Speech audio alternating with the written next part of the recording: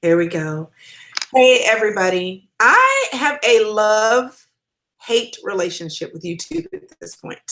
If you have watched any of my lives, you know that there have been a few where there have just been some technical difficulties. And this is one of them as well. But the difficulty is worth it because I'm here with Jamie Grace. Thanks for joining me. Yeah, thanks for having me. And same here. Totally worth it. I'm like super pumped to be talking to you. So thank you. Well, I said to you before we went live, you had the I'm super together. My makeup is done. My hair is different color. My jewelry is banging. Pink is a good color on me. And I have the you better be glad I'm dressed. And I just out of the door for football look on my. And I also have the I may or may not be wearing pants, and I'm wearing these. So I love it. I love it. This is it. That's all you can get. Is all that matters. Yeah. Okay, so many things I want to know, and I'm going to try to grab some questions from people who may be logging in every now and then too. But I'm going to start with the stuff I want to know. So I'm going to make a huge assumption that everybody knows who you are and what you do. And if they don't, I'm just going to tell them to Google, to like search you because you are there and they can figure this out on their own. I'm going to assume that this is for people who actually know who you are, jumped on because they wanted to see you and to know more about you. So here's my question for you. This is like top of the line. I got to know. Okay. So you are, of course, a wife, a weighted out wife. You are a singer, a musician. You are a videographer, creative person. You do a lot of things. And one of the things that I hear over and over again from really smart people is like focus on one thing. That's what they say. They say focus on one thing. But that's not necessarily what you're doing right now. But it's working for you. So I want to know if you agree or disagree with that statement, because maybe you worked on one thing before you spread your wings into others, but you've been doing YouTube for a while too. What is it, 12 years, I think? Yeah. Okay, so do you agree or disagree, and why does doing multiple things work for you? Yeah, I would almost like say for sure that it depends on the person, because I'd hate to like say print out my daily schedule and give it to someone and say this works for me, and then it doesn't work for them and they're like, doing multiple things works for me because they all start at the same source and they all have the same intention behind them. And so like creating videos and podcasts, and I tour full time, like singing, being a singer songwriter is my full-time job. And singing a lot and whatever might be in the creative aspect, my intention behind all of that is to be able to like share joy with people and to be able to encourage people. So I think the reason why I feel as though I can thrive in an element where I'm doing 80 million things a day is because they all share the same goal. And I also have ADHD. And so I just like sitting still for too long, it kind of drives me crazy. So I like that a part of my job is like, okay, I feel like I can't write songs right now for whatever reason, my brain's just not there. So I'm like, okay, I'm going to go and record. So my podcast it's a daily podcast. So I'm like, okay, good. I'll go record like 7 episodes, get myself a week ahead, and then I'll feel in the right headspace to go write another song. So I like that I have a lot of different things that I can do because I have I like to stay busy. So only a week ahead, huh? That's all you got? Well, my podcast is very like, it's advice driven, and it's about dating and relationships. And so a lot of it is unedited, unscripted, 15-minute nuggets that you can listen to, at your cool down, doing your cool down at the gym or something like that. So and I definitely don't want to diminish the hard work that a lot of people put into like fully produced podcasts. I know that is a different world that takes a different type of work ethic. No, that's okay. 7 weeks ahead, that gives me hope. That's all. Okay, so when you say it comes from the same source and the heart to encourage people, like literally, does that mean that your creativity, like if you sit down and let's say, I don't know if you're a journaler, but if you sit down and you're writing, whatever that looks like, writing in a journal, writing music, Literally, does the stuff that you want to say to people on your YouTube channel, on your podcast, or in a song flow out of the same moment where you're giving your soul room to breathe and to come up with stuff? Yeah, I mean, I think I see what you're saying. And like, sometimes I am kind of taking that downtime on purpose, and I'm like, okay, I'm not going to work today. I'm just going to relax and kind of refuel and just figure out, what it is, what my real purpose is, and like what I'm supposed to be doing with life, and like really focus on me, focus on myself, and like really grow as a person. And then out of that, I'm like, but what if I wrote a book about finding yourself, So it's like, yeah, it consumes my brain, but I think in a good way.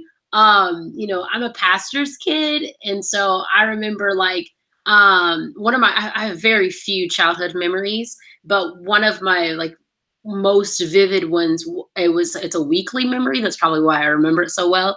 And I would see my dad on Saturdays, sitting in his study. Like I know exactly how he would sit and everything. And like sitting in the library in the house. And I would hear him praying out loud, and I would hear him like saying the names of church members and like praying over them as he was working on his sermon.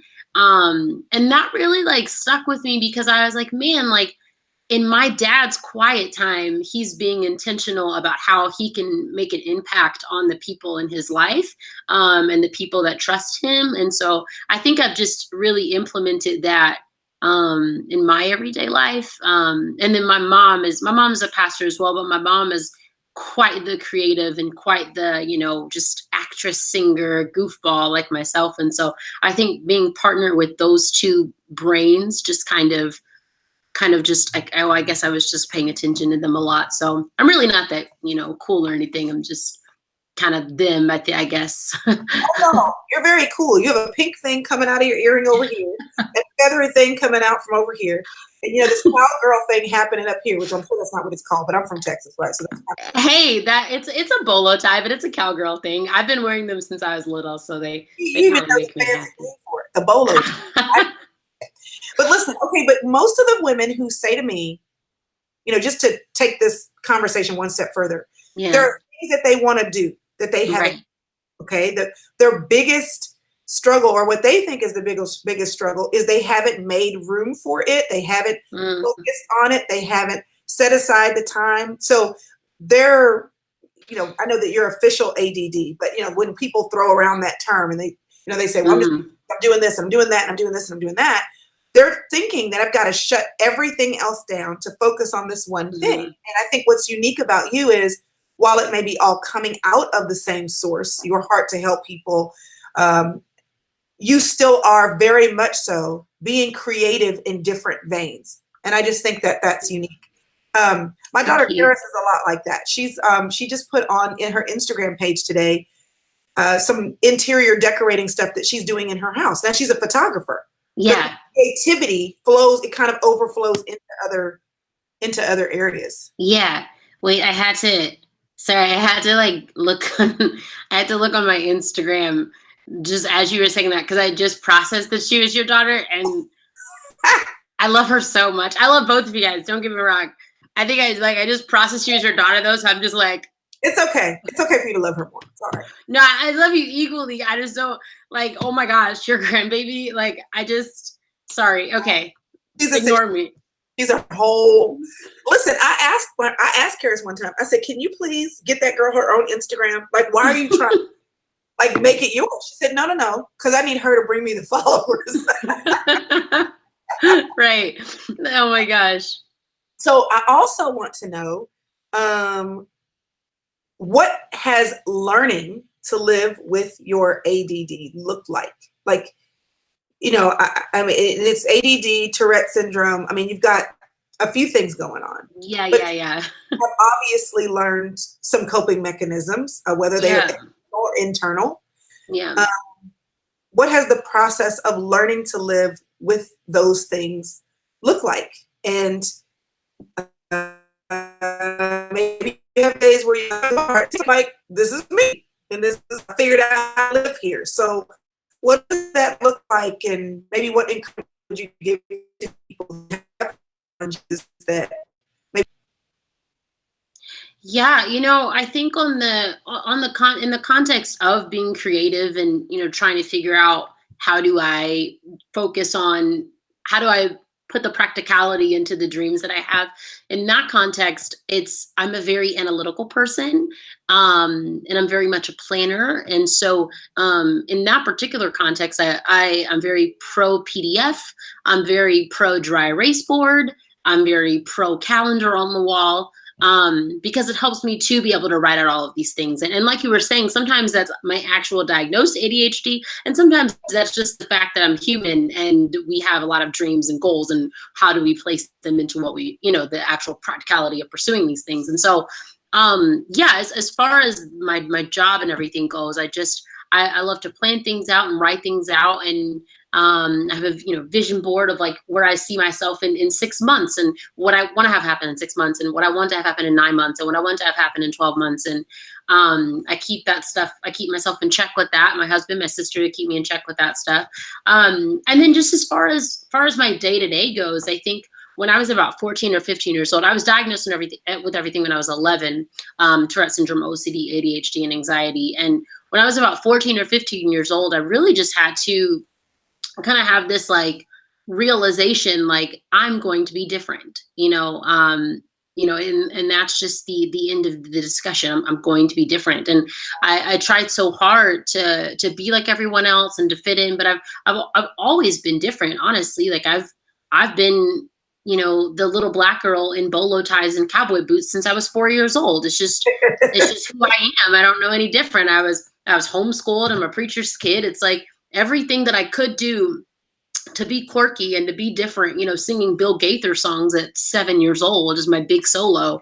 Everything that I could do to be different, like I was doing. Bill Gaither. I know. Bill Gaither. Y'all look it up. Yeah, look it up and you will be blessed. So like I've always been different, and I think acknowledging that I was different was the first step. And of course, acknowledge. I truly, truly, truly believe that God is a healer. And I also believe that healing sometimes comes in heaven, sometimes comes on earth. And so I just continue to just pursue a relationship with Him, and not always ask for healing in the way that I want it, but ask for healing in the way that God would see fit for it in my life. And so some people, I've had people say, well, you haven't been healed. Like you still have Tourette, you're still sick, and my thing is like, yeah, I have, because even though my physical body is not what I prefer, my mental state is a lot stronger than I was when I was 13 or 14 years old, because I understand, like, look, I'm different. There are things in life that I can't change. But I'm here for a purpose. I'm here for a reason, and I'm not going to let it hold me back. And, there are definitely harder days than others. With my stuff, I have, injuries. Sometimes I know what panic attacks are pretty well, but I just try to surround myself with good people.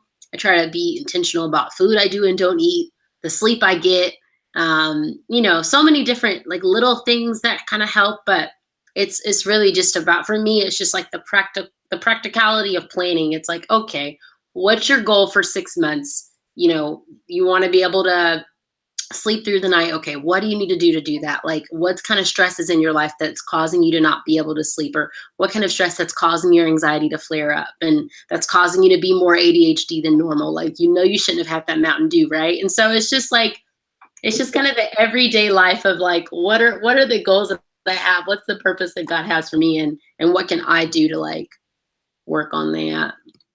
So I'm curious, just because I'm curious. So Yeah. you kind of got diagnosed with everything. Would you say 11? Is that the age? Yeah. Mm-hmm. What was the impetus for the diagnosis? Like, what made your mom say, I got to take her somewhere and figure this out? Yeah, it started with blinking. I would like hold my eyes shut like this for about that long, about 4 to 7 seconds. And then I would do this with my arms. And then the same thing with my legs, which I won't show you because, again, I may or may not have on pants. All that matters. Yeah, not that kind of show. But yeah, so it was like my legs, my arms, and the blinking. And my parents they're very gracious people, but they're also disciplinarians. And so the fact that they would say like, don't do that. And I kept doing it. My mom was like, little girl, like, you know, like either you have an illness or you about to have an illness, you know? So, yeah, it was just kind of like, eventually I remember going to my mom one day with tears in my eyes. And I was like, Mom, I've tried, I can't. And they weren't mean about it, but they were just like, there has to be something wrong. And so, they took me to a pediatrician who sent them to a neurologist who sent them to another neurologist. And it was a little bit over a 2-year journey, to figure out what it was. It was actually when, I mean, I tried every medication in the book, but the thing that was difficult, actually, the first neurologist that we went to told my parents that there was no way. My mom went home and Googled like everything, right? And my mom was like, I think it's called something called Tourette's. And so she printed out all this paperwork and took it to the neurologist. And the neurologist told my mom, there's no way it could be Tourette's because she's a Black girl. And most of my patients are white boys that have Tourette syndrome. And my mom was like, well, maybe she's different, you know? And so this, like that neurologist was, I mean, she told my mom that my diagnosis was psychotic eyes, which thank the Lord my mom didn't buy that. It was so much. And so we got bounced around all these different neurologists. And finally we met one that agreed with my mom. And he was like, this is textbook Tourette syndrome. And it had gotten to the point where like, I could barely walk. I couldn't hold anything without dropping it. I had started a lot of physically harming tics, which are obviously not great. So it had gotten so severe so that we had to keep moving doctors until we finally got one that was willing to try. Well, I want to say this to you, you know, just as a mom, I've got a kiddo who, honestly, one day maybe I will take him for the battery of tests, but there's so many things that, you know, I've either been able to figure out or I've had confirmed. As a mom, you kind of know. I've had that experience where I took one of my sons to the hospital and told the nurses what it was. I said, right. You're wrong, but I've done I've been with him for all night long. I think I know what the symptoms are. So y'all do your thing. And I heard the nurses outside whisper and say, how did she know that? She's a mom. She's a mom. And I always tell moms, like, check your mama meter because God gave you something for real. But my middle son didn't talk until he was 5. He's probably somewhere on the spectrum. He's very, very, very, very quirky. Has a lot of things that are very unique about him. And as I'm listening to you talk, this is what I want to say to you on behalf of other moms who may see this. There is a hope that seeing a child who is an adult, who is managing their life, whatever that looks like, and they have, you know, they've made their own way with the challenges that, you know, are a part of they're a part of who they are. And so, you know, just know that on the side, you know, of course, I'm sure you're making your parents proud, but you give parents hope to say, oh, okay, like I'm in the middle of the doctor's visits and I'm in the middle of the Googling and I'm in the middle of the doctor just told me I'm crazy and I'm making stuff up and I'm in the middle of the 6th visit to this, you know, and that's a very, as I'm sure your mom maybe has shared with you, maybe not. It's a very difficult place to be when you know you need an answer and you're going to the experts and you're not getting it. And so just to kind of see the you know, the process and the product of that is very encouraging. So thanks for talking openly, honestly about that. Another thing that you talk, well, somebody's asking, is there somewhere you actually share your story of diagnosis? Is that in a book somewhere or in YouTube specifically? Have you actually? Yeah, I actually, I do have a playlist on my YouTube channel. So if you just type in Jamie Grace Tourette Syndrome on YouTube, there's a playlist. It actually starts 12 years ago with one of my first videos just after I'd been diagnosed. And then one of the more recent videos is about a mouthpiece that has truly changed my life. And so, yeah, it's actually, the playlist is about 12 years worth of videos of me talking about Tourette syndrome. I don't always go into the specifics of my medical experience online only because everyone's story is so different. And I know that it can offer like complexities for people, but yeah, there's those videos. And then if you go to my Instagram, there's an email if anybody has any more specific questions, because I like to try to help any way that I can. So. Yeah, well, that's great. And I appreciate that. Another girl in Crystal for this. I'm going through this with my 5-year-old son. So thanks for sharing that. I wanted to ask you another thing that you talk a lot about is weight. because that's the thing you did. I did. Okay, so a lot of people want to know, you're a pastor's kid. So when you say that, people make actually assumptions about what pastors' kids do or don't do. I'm sure you Always. know all the PK jokes and all that. Yes. But obviously your faith is your own. So I guess it's a two-part question, because I think a part of waiting it out, there's probably another set of things, but a part of waiting it out is your relationship with the Lord, your personal relationship with the Lord. And a part of it is your intellectual decision that this actually makes sense to you. Because there's a lot of people that have a relationship with the Lord that don't necessarily make the choice, or intentionally or not. So what would you say are the most impactful reasons that kind of kept you focused on your relationship with the Lord and not doing that typical PK thing, whatever the typical thing is, which there's no typical thing? And how did that foray into you choosing to wait it out? Right. So you mean my relationship with God in general, or specifically with waiting? I know I asked like 5 questions. You're okay. I love it.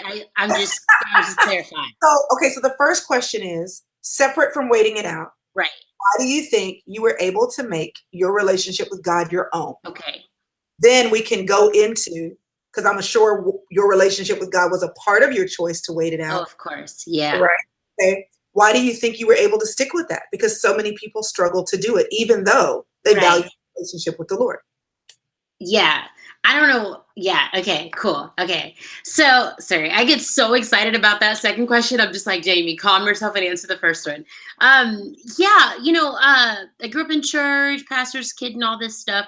I think one of the most crucial things for me, as far as really committing to my faith as my own, was seeing how much my parents enjoyed their faith, and seeing how much my parents enjoyed church, and just really seeing it in action.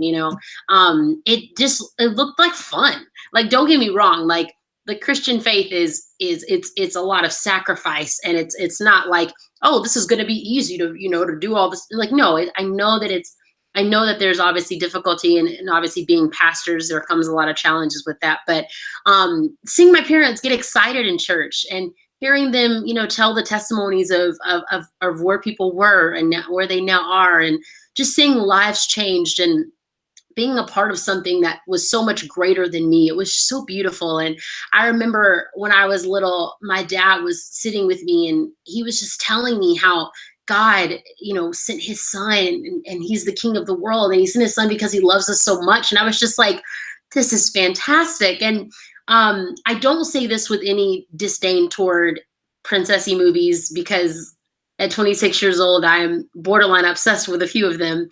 But growing up, I think a lot of children become obsessed with fairy tales, and become so fascinated with the prince that's going to come and save them, and the magic that might be real. And look at the castle, it's so sparkly. And I really didn't know anything about that stuff. I didn't know about most of that stuff till middle or high school.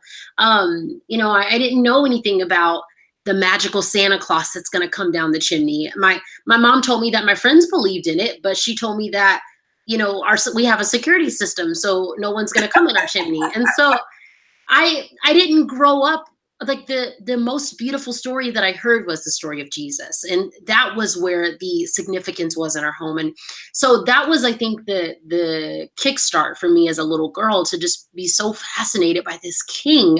That's the king of all kings, but he loves me even when I take toys from my sister, even when I talk back to my mom, he forgives me. And he's, talk back to your mom. I know one time. It was in the spring of 97. And then I never did it again. Yeah, she was far enough across the room. I figured I'd try. Yeah, it was an amazing story. But then at the same time, I just fell in love. And I think as humans, we're so naturally built to crave love and to want love. And one of my biggest pet peeves, and my husband and I probably mentioned this to him already 5 times. We've only been married 5 months, but I keep telling him, I'm like, when we have kids, I don't ever want to be that mom, and I don't want to offend anyone, but I don't ever want to be that mom when our daughter is in a, a sandbox with a little boy and we say, oh, she's flirting now, or she's got a little boyfriend, because I don't want our 5-year-old to even have the concept that that is her first love. Her first love will be Jesus Christ. And I want that to be the love that we speak over our children. And that was the love that was spoken over me. And my father, talked about, always told us when we were little, like, he loves us only because the greatest love he knows is Jesus. And I don't want to make it sound as though my parents gave me a fairy tale concept of Jesus and a fairy tale concept of the Bible. But I think when we look at the Word of God, it's the greatest love story ever told. And when we approach it that way, it's almost impossible to not get absolutely like just pumped about it and just desiring to just lean into that love and invest in that love and figure out how we can make it a part of our lives. So that's kind of how I think it was. Yeah. And then also a lot of, I could go on that for hours, but yeah, that's probably that answer. So basically, what I'm hearing you say is it's something that you made that was your own. Yeah. Because that was the thing that you had. You weren't necessarily story-wise and beauty-wise, weren't distracted by all these other things that were supposed to make life. Like, right. Jesus did that. And the thing is that I was made aware of a lot of different things. Culturally, I knew a good amount about other religions very early on. I mean, I was homeschooled, so our literature was just like, we were total nerds. I'm like, go on the survey of world religion. Right, exactly. So I'm like, from an early age, like, I knew about other religions. I knew what other people were obsessed with, so it's not like I was only exposed to that. I just knew, I just understood. I was like, yeah, this Jesus guy, like, I don't know. It was just really, well, I do know. It's the truth. And so that's why I got pumped about it, because it just hit me in a certain way. And then being involved in church too, and getting to see, like, people's lives changed and getting to see transformations happen. And yeah, it was pretty cool. And then, sorry. So what's your opinion then? And I know everybody has their own situation. Yeah. Your opinion, because you're how old right now? 26. Okay, so you're 26. So what's your opinion about people your age who maybe were raised in church, but don't have the exposure's there, maybe even the because I'm sure you've got to know some people who have godly families who are raised in church, but they're not in love. Right. They may still be going through the motions, or they may have been so glad to be able to escape going through the motions that they're just, they're not bad people. They're just not in love. Like, yeah. What is your thought about that? I mean, it definitely breaks my heart in that context, because most of my peers, people that I grew up with, that have that disconnection from faith that we all had when we were 6 or 7 years old, we were all like, I know my Bible verses and all this stuff, that now have that experience, that disconnect in their 20s and 30s. Most of them, and I don't want to say all, because I can't think of everyone right now, but most of them are also still seeking love.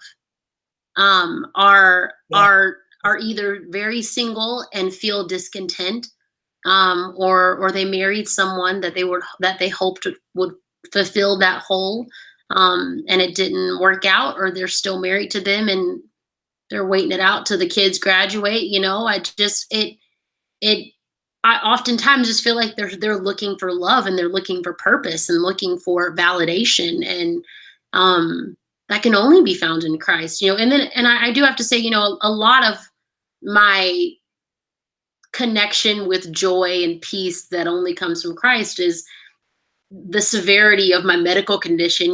Ages 9 to 15, I was in and out of the hospital once a month, and highly medicated. And so I think when you go through a traumatic experience, especially at a young age, you have to find something to hold on to, or you're holding on to nothing and you simply fall apart. And so I do know that as likely attributes to the way that I've found such deep conviction with Christ. But yeah, I have I've yet to meet a human that doesn't want to know the absolute joy of love. And I oftentimes find that for my friends that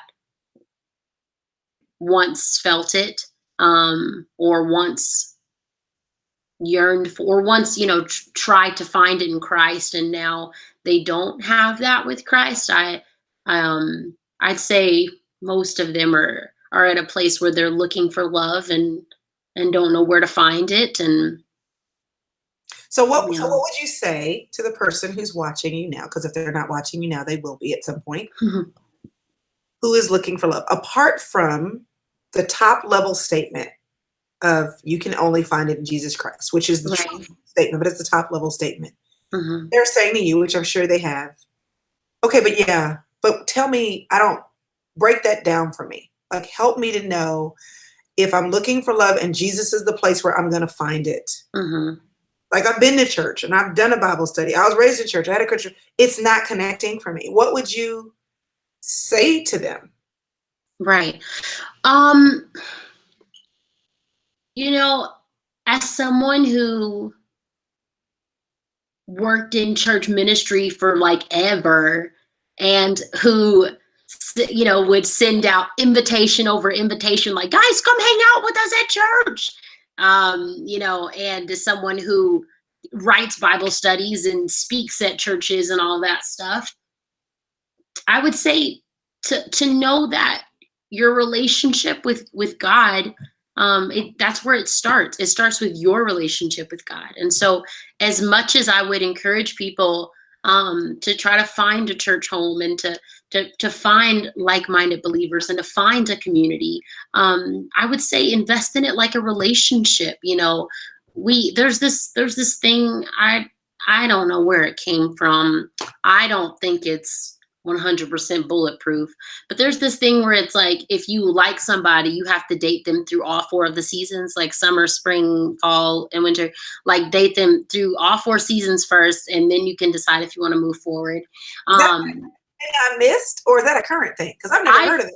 my peers are talking about it. I clearly wasn't interested. The, I real quick.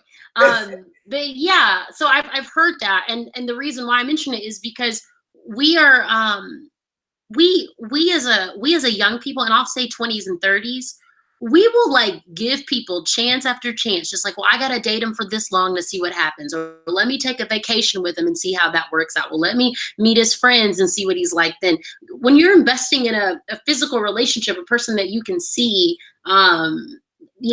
in person, we'll take all this time to invest in them, to get to know them, to go out to dinner, to go out to lunch, to stalk their Instagram. Oh my goodness, we stalk people's Instagrams for hours and hours and hours before we decide if we want to go and sit at Starbucks with them for 90 minutes. Yet when it comes to the creator of our hearts, if we believe that God is the creator of our hearts, we say, well, I don't feel it, so I'm not going to give it a chance. But when it came to this person that you were like looking at for another kind of relationship, you're going to stalk them on Instagram for forever. But just because reading this verse or listening to this Jamie Grace or Anthony Evans or Hillsong song didn't give you the feelings, then you're going to turn your back on the person that created the beat of your heart.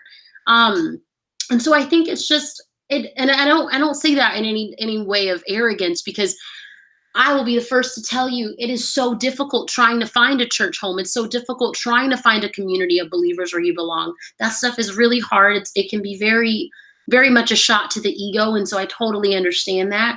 But I would just encourage someone to just really, really, really invest in your relationship with God as that.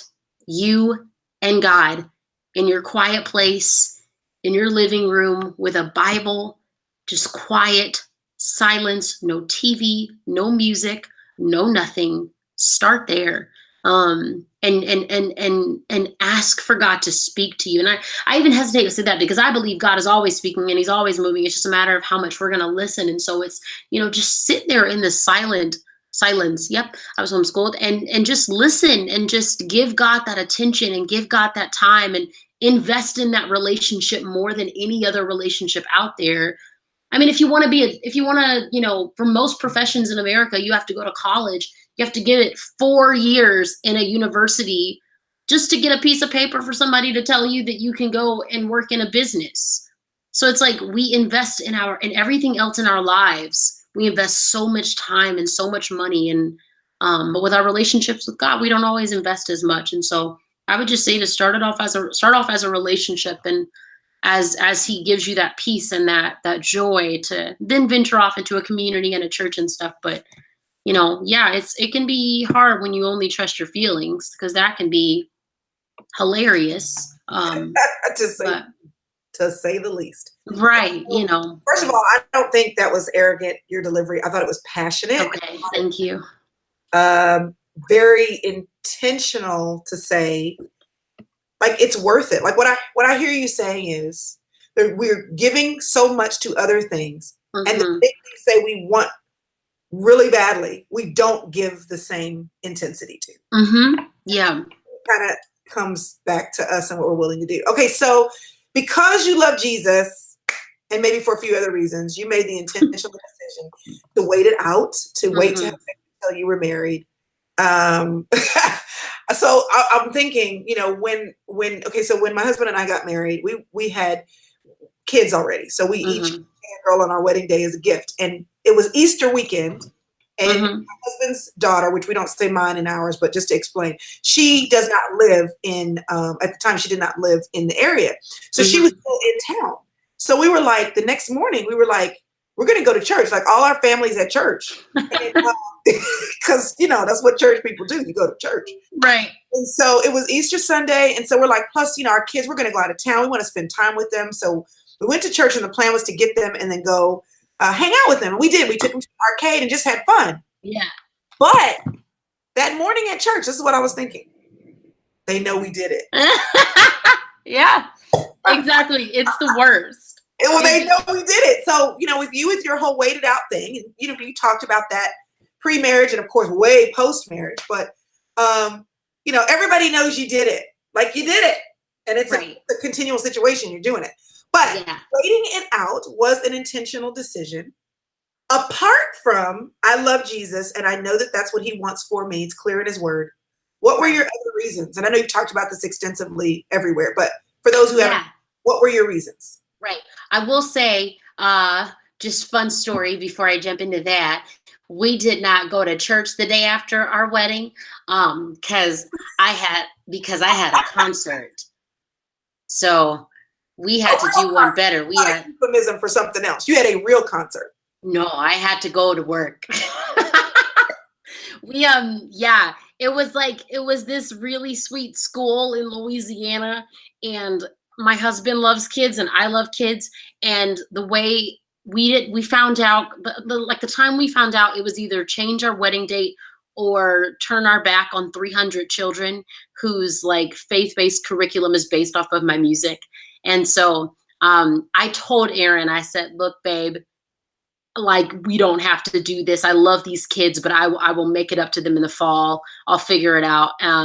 And he told me, he said, I'm literally, one of the reasons I'm marrying you is because of your heart for kids. And it would, I want to go, let's do it. And so, the only thing that was awkward was when we had to spend the next day with my drummer, who was one of our groomsmen, and he's like my little brother. And that was just other than that, I didn't see my parents for a month, so I was fine. Okay. You had to see the drummer. You're like, right. Which, he's like my little brother, so it was almost funny. It was almost funnier for us and more awkward for him. So I decided to wait, ultimately because of my faith and because of my convictions there. And then, honestly, I grew up I first, I don't know how old I was when my parents gave me the talk. But I know that when I was 14 or 15, when I started to hear my mom, who's our youth pastor, talk about it in youth group. And so the way she talked about it was, it didn't seem scary. It didn't seem like something that, if you kiss a guy, you're gonna die. But the way she talked about it was because it was something that God created, and because it was designed for a husband and his wife, because it was so beautiful that it was worth waiting for. So that was the approach that I had as early as 14 years old, was that sex was supposedly so great that I should wait for it. As opposed to what I heard a lot of my friends learn was sex is so scary that you should stay away from it or your privates might fall out. And so I just had what I think was like a pretty healthy understanding of it growing up, and it definitely wasn't easy. And I realized once I got to college that it wasn't popular, and that I would definitely be laughed at and kind of picked on. It. Say it again. Did you care? You said once you went to college, you'd be laughed at and picked on, but did you care? I didn't care until my 20s. I think it was, because I'm still kind of, I went to college at 16.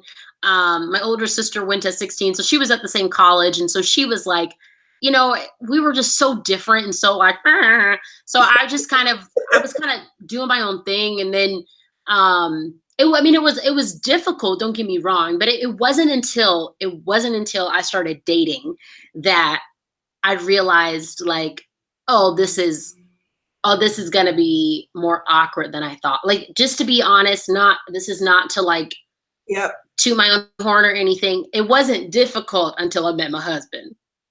Cause I set up very clear boundaries when it came to dating. I wasn't about to go on a second date just because. If I felt like that was my chair. Sorry. I felt like if a guy wasn't worth the second date, then okay, fine. He wasn't worth the second date. And it doesn't mean that he's a bad guy. It just means he wasn't my guy. And so it was just a little bit awkward because sometimes like guys would try things or they would say they wanted to do things. And I would just be like, I'm not interested in that. And you're going to take me home now. I've always kind of had a bit of like a smart mouth and a bit of a boldness to me. So, I had nothing like most of the dates I went on, I actually never, because I was like, what if he turns out to be a creep? Like, I don't want to be stuck with his car. Like, I want to be able to run out to my car and go home. So I had like nothing against just being like, hey, like, I'm not interested in that. Like, it's not going to go down that way, or whatever. But it wasn't until like I met my husband that I was just kind of like, okay, I'll see you at the wedding. And for those who don't know, y'all dated for how long before you got married? Yeah, it was a 5-month courtship. So it was November of 2017, and then we got engaged in January of 2018, and then we got married April 14th. So to those people who've said that, I'm making assumptions here, who have said, you're so young, you don't really know what you want. And right. People make mistakes when they marry young, which, I when Karis, she and Josh have been married now, is it 4 years coming up? Wait, 3 years? Something like that. I got to count. But anyway. Yeah. I told her, I said, listen, I know it was a different time, but your grandparents got married young. My grandparents got married young. My parents got married young. Like, young can be good. It can be good. Yeah. Grow up together. So there's good in that, challenges in that, but it can be good. I said, you can't let everybody else put their stories, because that's what a lot of some people are doing. Their parents got married young and it didn't work, or they got married young and it was problematic. And so then they push that on you. But what do you say to people who say, ooh, but you're so young? Right. I think it can be very damaging to any situation when you allow your successes or your failures to dictate the way that you encourage other people. And so even though I'm glad that I got married at 26 and my husband's 23, I'm glad we got married young. I don't want to at all make it seem like our lives are the blueprint for everyone else's lives. And it's simply what worked for us. I started working full time in the entertainment business at 17 years old, started a production company by the time I was 19, graduated from college at 20, bought a house at 20, And I was just living life, just doing my thing, working full time and taking care of my parents. And I loved my life. It was great. And I wanted a husband, but I was What does that mean, taking care of your parents at 20? yeah, so my mom has a rare medical condition, and so she can't she works. Mentally she's incredible. Physically she isn't able to, she's not always mobile. And so a couple years ago I kind of made sure that they were in their dream house in Georgia. Just made sure that they were kind of Just sorry, I have to just put wait, a uh, because at 20 you could do that. But anyway, go ahead, keep going. Keep going. well, I say all that to say, I felt like I felt like every dream in my life that I wanted had happened, and with the exception of being a wife and being a mom. Those are the two dreams in my life, that the only things that I could think of that I'm like, I wish that could happen.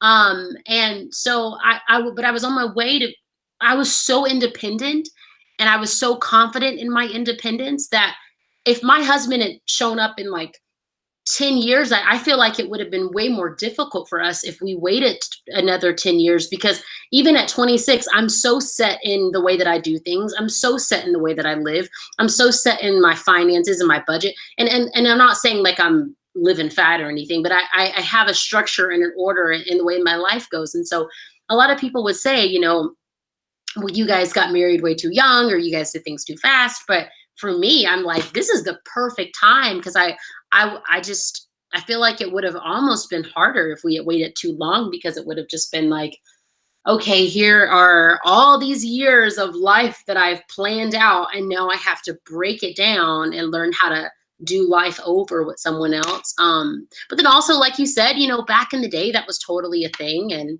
I don't know, it's just very interesting to me. I really don't want to make it sound like I was raised in a bubble, but it's always really fascinating to me when people are like, oh, you got married too young. I'm like, that, like, but what if it works? Like, what if it's a great idea? Like, for some people, I feel like I'm not giving you a concrete answer. It just blows my mind that, because we hear it all the time. We hear Yeah. it all the time, like, you got married too young, or just, give it 6 months. Y'all won't be all over each other like that, or give it 5 years, or all this stuff that people are just saying. And I'm just like, but not to sound cliche, but you don't know my God, and you don't know the story that he has put here. And it's not some cheesy, happy go lucky, me and my husband dancing into the sunshine kind of situation.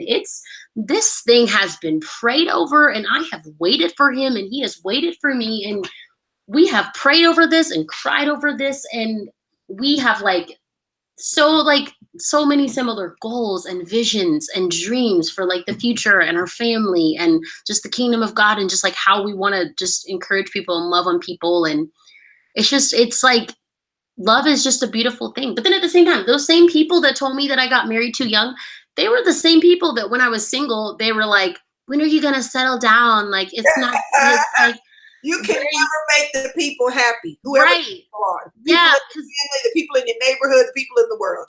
You can't do it. yeah, there's nothing I can do, because they're like, when are you going to settle down? And then I'm like, I want to get married. You are too young to be thinking about marriage, honey. And I'm like, yeah, I'm not thinking about marriage. And then they're like, you tour too much. I'm just like, okay, Sheila. I don't know a Sheila. I just thought of Sheila E. Doesn't matter. We got it. There is a Sheila somewhere in the world.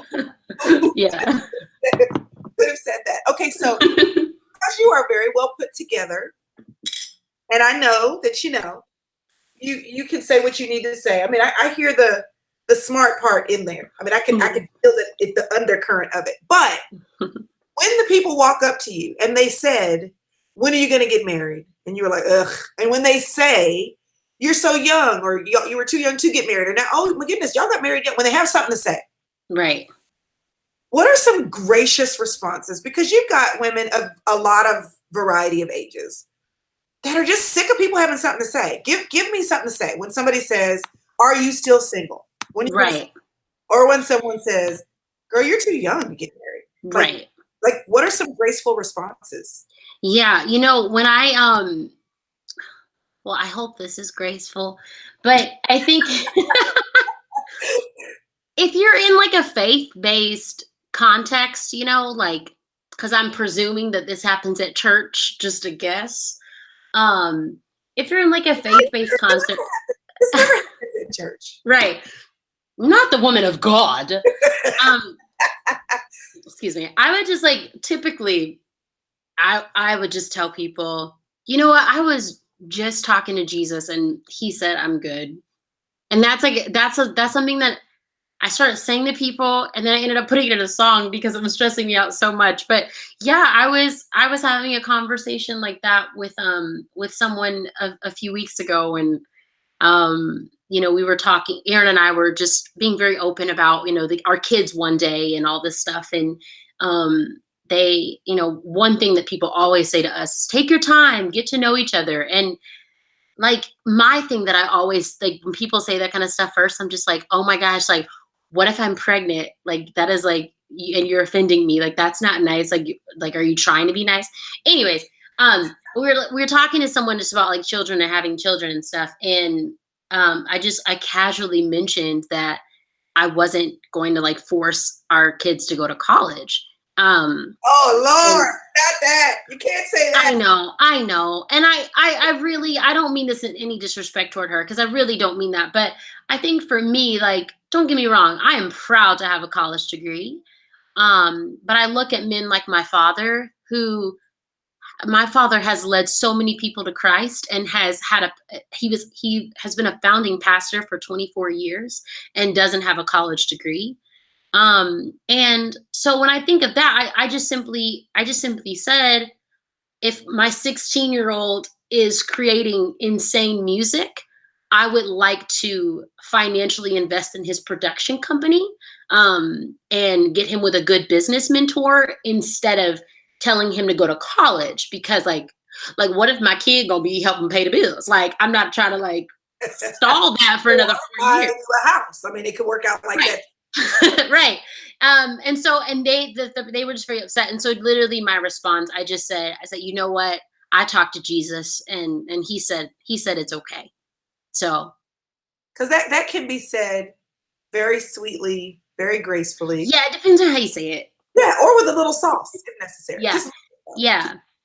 And the only thing that I recommend is make sure you actually have talked to Jesus about it. Like, don't just be using Jesus to get out of sassy conversations. Like, talk to the Lord about all the stuff that's controversial in your life. yeah. If you need to be convicted, he will take care of that for you. Or maybe he sent Sheila to do it.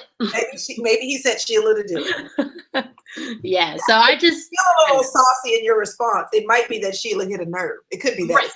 Right, exactly. So I try to honestly think like there are so many people out there that say so many ridiculous things that honestly don't mean any harm. Their intention is pure, and they're speaking from their experiences, and they're speaking from their story. And so I just try to have grace, and I just try to be loving, and just try to, I don't know, just try to be honest about my own story and my own experiences. And if it stresses me out too much, I go write a song about it. But other than that, for the most part, I don't think people are trying to be aggressive.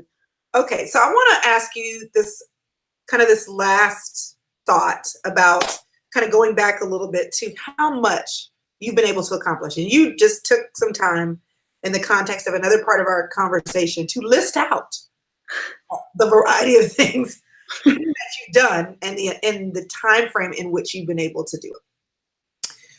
So, you might have some people sitting there going, oh, wow, so I'm twice her age and I don't have, as much to show for my life. And I guess I want to ask you, I want to kind of hit two things. One is discipline.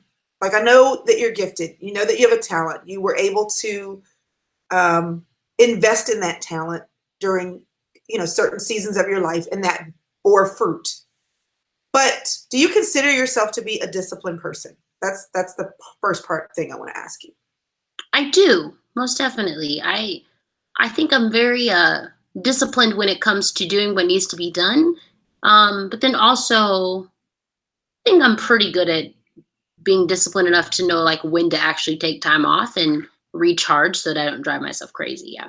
Are you a naturally disciplined person, or is this learned discipline?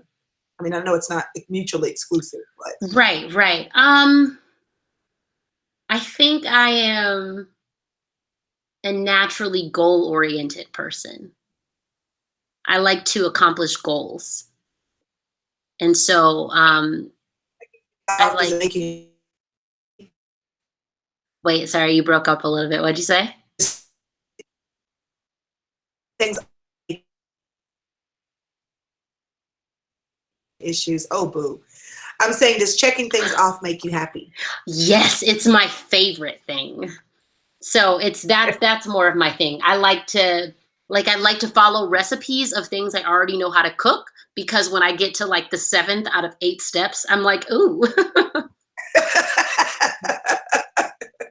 Okay, so when there are people who has anyone ever asked you how they can be accomplishing things is your ability to like just get them done. Like you're saying, you've got vision boards and you got things that you want to accomplish. So if someone says to you, "Ooh, there are some things I really want to do, but I'm just not a disciplined person," what have you said, or what would you say to them?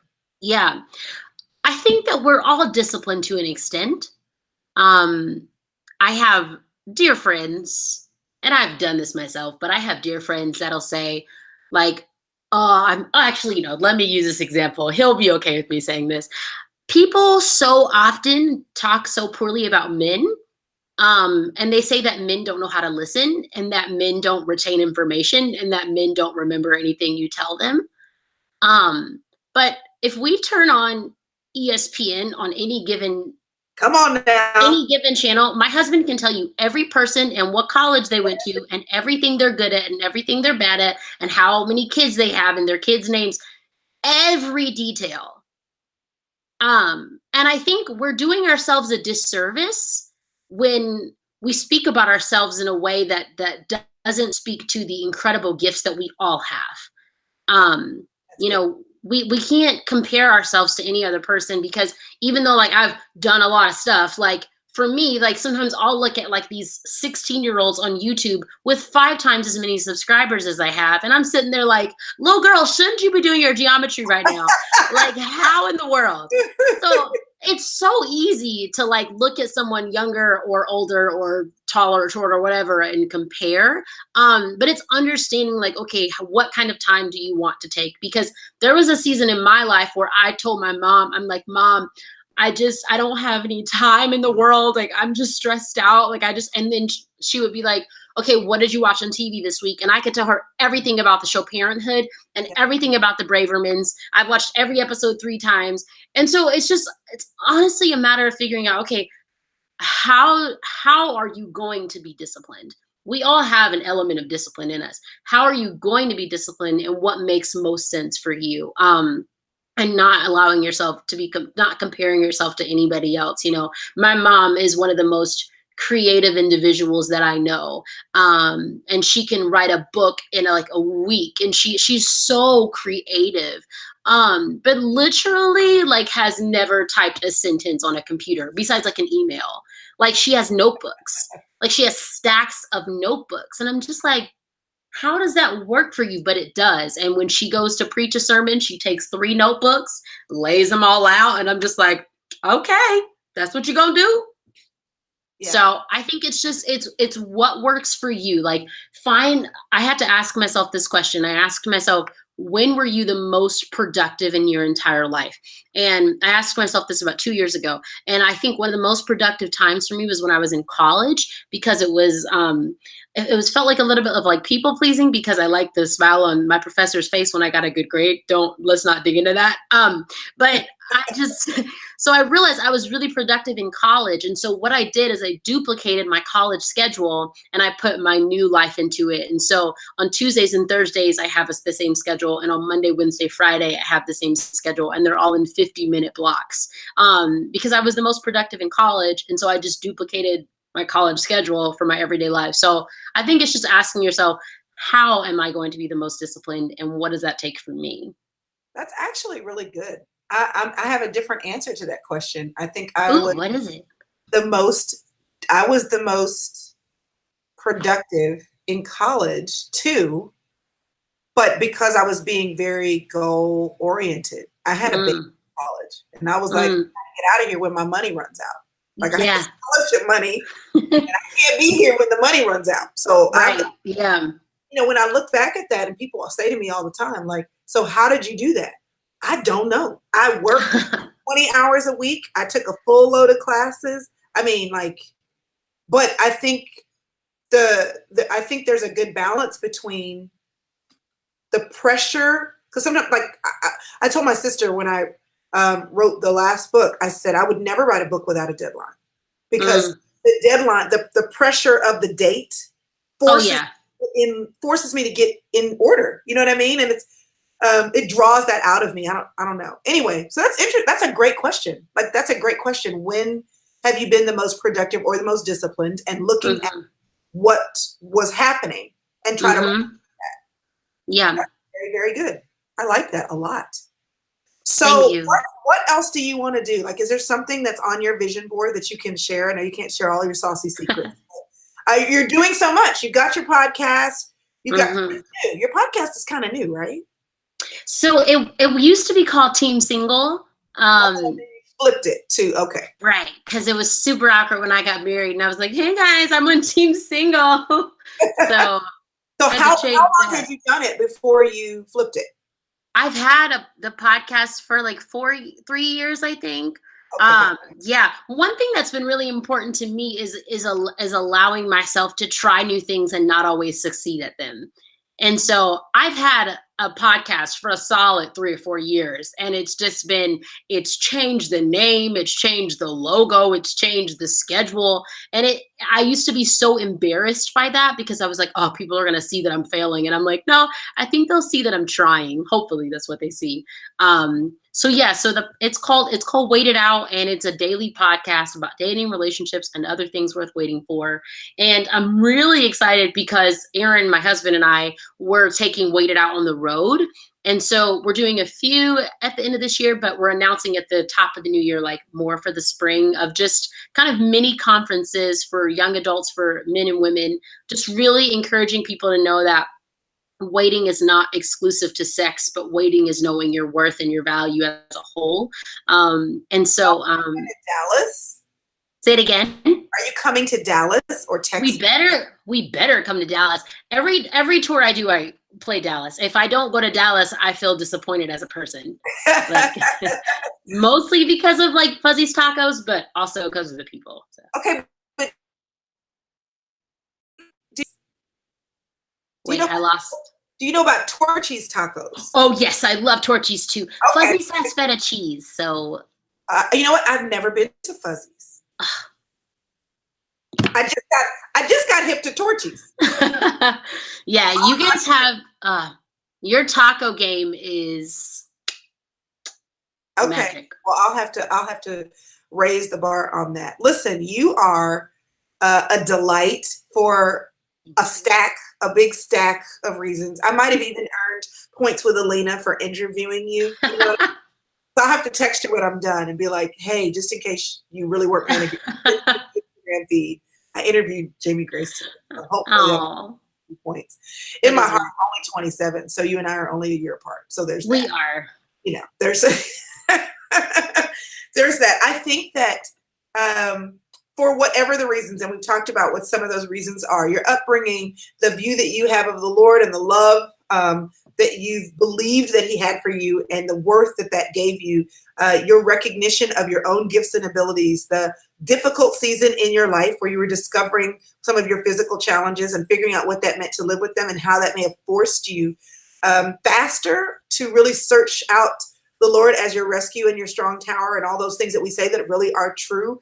But I think that all in all, it still boils down to you have decided through different seasons in your life for different reasons to honor who you are. You've decided that. And maybe it's by virtue of your personality, by virtue of your natural discipline or your orientation to be focused on your goals. But I still think it just adds up to examples of ways that other people can do the same. Like, I don't have Yeah. to have been raised in a preacher's house to say Right. I can know God's love. I don't have to have Right. a physical challenge when I was a teenager. There are plenty of challenges to go around throughout your whole life for you to run to God. I mean, I don't have to have had a college as my productive period. Maybe I've been productive at another season of my life, and I can figure out that's why. And if I didn't wait, it's not too late to wait, and it's not Right. to understand my worth as a reason to hold out from what I feel like is God's best for me. So Right. I just want to applaud you for being a great example. And I don't mean an example because all the little girls are looking at you, looking up and trying to be Jamie Grace. I mean an example because you are able to tangibly and palpably explain and show with your words and with your life what it looks like to get on board with honoring who you are. And I just Mhm. say thanks for doing that and for being a great example, because for real, it's an awesome example. I'm grateful to have the chance to chat with you. Thank you so much. And I do want to say really quick too, because I thought about this and then you just said it, so I'll add to it. Go ahead. You're a But preacher in your yeah, heart. You're a preacher in your heart. right.